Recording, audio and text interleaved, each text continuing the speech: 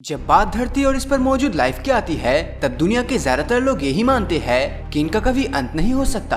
हालांकि ये बात पूरी तरह से सच नहीं है, क्योंकि दुनिया में कुछ ऐसी चीजें भी है जो आने वाले समय में धरती और इस पर मौजूद जीवन को तबाह कर सकता है। तो चलिए जानते हैं इन्हीं चीजों के बारे में। आज के समय आर्टिफिशियल इंटेलिजेंस पर लोग कितना ज्यादा विश्वास कर रहे हैं ये तो आपको पता ही होगा, लेकिन आपको शायद ये बात नहीं मालूम कि आर्टिफिशियल इंटेलिजेंस जितनी ज्यादा यूजफुल है उतनी ही ज्यादा डेंजरस भी है, क्योंकि आर्टिफिशियल इंटेलिजेंस पूरी मानव जाति को मिटा सकता है। ये बात सिर्फ मैं नहीं कह रहा, बल्कि इस बात से स्टीफन हॉकिंग और इलॉन मस्क जैसे लोग सहमत हैं। और तो और कुछ साइंटिस्ट भी ऐसा मानते हैं कि आर्टिफिशियल इंटेलिजेंस धरती को खत्म करने के लिए काफी है। यूनिवर्सिटी ऑफ कैलिफोर्निया के प्रोफेसर स्टुअर्ट रसल ने अपनी किताब ह्यूमन कंपैटिबल में लिखा था कि आज के समय सबसे तेजी से प्रोग्रेस करती चीजों में से एक एआई है, लेकिन अगर कभी भी इसका मिसयूज किया गया तो शायद उसके बाद इस धरती पर इंसान नहीं रह पाएगा। इसके साथ ही अगर इंसान इसका काफी ज्यादा यूज करता है तब भी उनके लिए एक प्रॉब्लम ही है, क्योंकि इससे वो अपने सभी काम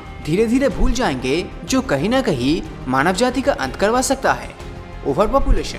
आज 2023 चल रहा है और हमारी धरती की जनसंख्या 8 बिलियन से भी ज्यादा हो चुकी है और माना ये जा रहा है कि साल 2100 तक ये 10 बिलियन तक क्रॉस कर जाएगा। और सबसे ज्यादा तेजी से हमारे भारत में ही पॉपुलेशन ग्रोथ हो रही है, जो बिल्कुल भी अच्छी बात नहीं। अगर दुनिया की पॉपुलेशन दिन ब दिन बढ़ती गई तो ये बर्थ डेथ रेशियो को पूरी तरह इम्बैलेंस कर देगी, यानी बर्थ रेशियो ज्यादा होगा और डेथ रेशियो कम, यानी ज्यादा लोगों का जन्म होगा और मरेंगे कम लोग, जिससे होगा ये कि दुनिया भर में लोग रहने और खाने के लिए तरस जाएंगे। साथ ही महंगाई भी आसमान छू जाएगी। ये ठीक वैसी ही हालत होगी जैसा अभी श्रीलंका और पाकिस्तान में चल रहा है। अगर देखा जाए तो पॉपुलेशन एक्सप्लोजन भी उतनी ही खतरनाक चीज है जितना कि न्यूक्लियर एक्सप्लोजन। असल में इसके पीछे कुछ और भी कारण है। जैसे जैसे लोग बढ़ते जाएंगे वैसे वैसे पॉपुलेशन भी बढ़ता जाएगा। हमारे पास रखे हुए नेचुरल रिसोर्सेज के स्टॉक्स खत्म हो जाएंगे, इलेक्ट्रिसिटी बढ़ जाएगी और एक समय ऐसा भी आएगा जब इंसान ऑक्सीजन भी खरीद नहीं पाएगा, क्योंकि जितनी ज्यादा पॉपुलेशन होगी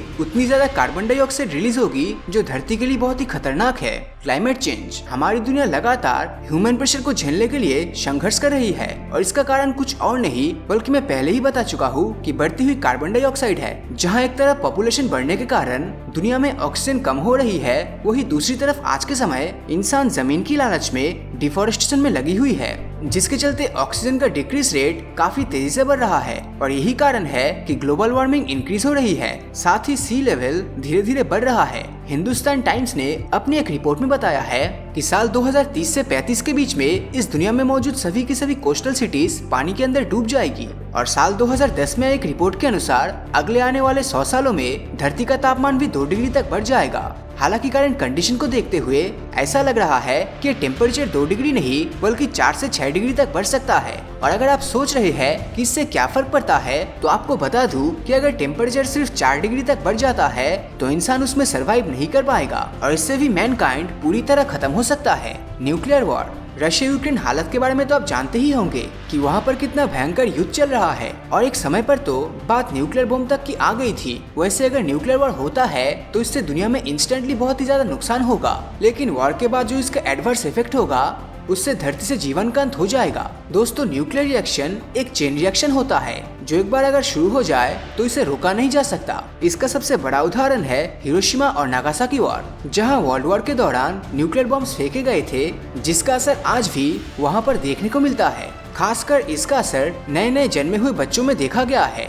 न्यूक्लियर वॉर की वजह से रेडिएशन और रेडियोएक्टिव पार्टिकल दोनों ही हमारे एनवायरनमेंट में बढ़ जाएगा, जिस कारण से हमारी धरती पर तरह तरह के बीमारियां जन्म लेगी। हो सकता है कि कुछ के चलते दुनिया से मानव जाति का अस्तित्व ही खत्म हो जाए। इसके बारे में न्यूक्लियर एनालिस्ट सेथ बॉम का कहना है कि न्यूक्लियर वॉर के बाद रेडिएशन बहुत ही तेजी से फैल जाएगी और धीरे धीरे कर ये हमारे एटमॉस्फेयर की सबसे इम्पोर्टेंट लेयर यानी स्ट्रेटोस्फेयर को डैमेज कर देगी। इसके साथ ही इससे कुछ और चीजें भी हो सकती है। सबसे पहले तो भारी मात्रा में ह्यूमन लाइफ का नुकसान होगा, फिर एनवायरमेंट डिजास्टर और उसके बाद इकोनॉमिक डिजास्टर, और फिर धीरे धीरे इंसान सिर्फ इस दुनिया का इतिहास बनकर रह जाएगा। A large asteroid impact. ये तो आपको पता ही है कि आज के समय साइंटिस्ट अंतरिक्ष में हो रही हर एक छोटी से छोटी चीज पर भी नजर नजर जमाए हुए है और उन्होंने ऑब्जर्व किया है कि पिछले कुछ सालों में इस यूनिवर्स में कई अर्थ से बड़े बड़े प्लैनेट्स एस्ट्रॉइड के टकराने से लगभग पूरी तरह खत्म हो चुका है। प्लैनेट को इस तरह तबाह होते देख आज साइंटिस्ट का कहना है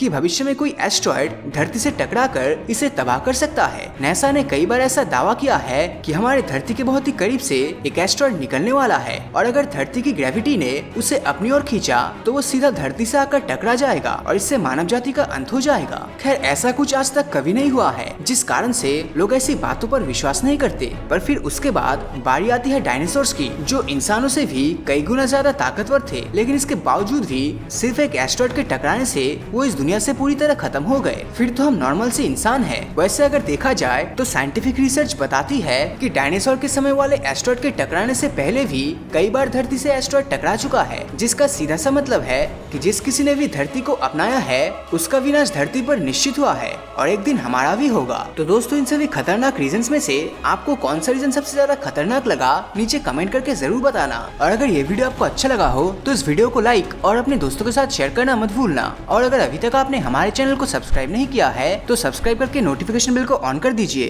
क्योंकि मैं ऐसी वीडियोस हर हफ्ते लाता रहता हूँ। तो मिलता हूँ आपसे अगले वीडियो में और हमेशा की तरह थैंक्स फॉर वॉचिंग।